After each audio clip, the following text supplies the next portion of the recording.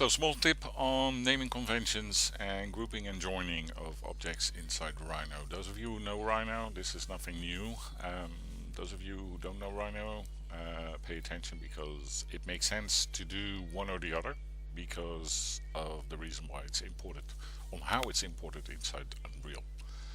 So here we go. First I'm gonna change the layer name into English. So I'm gonna name it tires, and as you can see, the tires are made up of 3 individual objects. So Control Z. There is a thing inside Rhino which is called a command which is called group.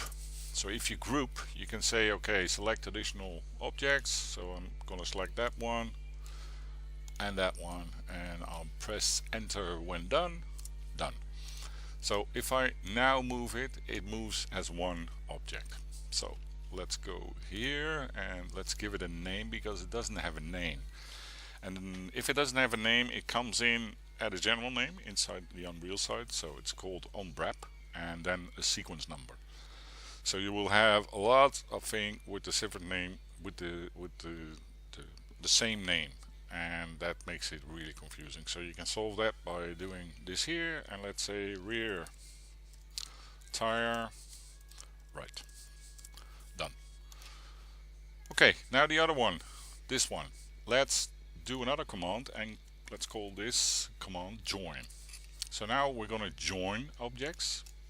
Same procedure, we're selecting one after the other, press enter when done. Also a name, so this will be the front tire on the right side. Bang, there we go. So now we have a grouped one which is the rear tire, we have a joined one which is the front tire. And now let's save out this file, save as. I'm going to use my first name in front of it, there you go, done. Now let's go to Unreal and import it. So Datasmith, import CAD, licensing. Let's find inside the downloads there it goes, this one. This was the file I just saved. Let's open it. Just import, bang. Okay, now what we got is the following. So file name, that's the same, the one with my name. Then the layer name, tires, and then there's a thing called front tire.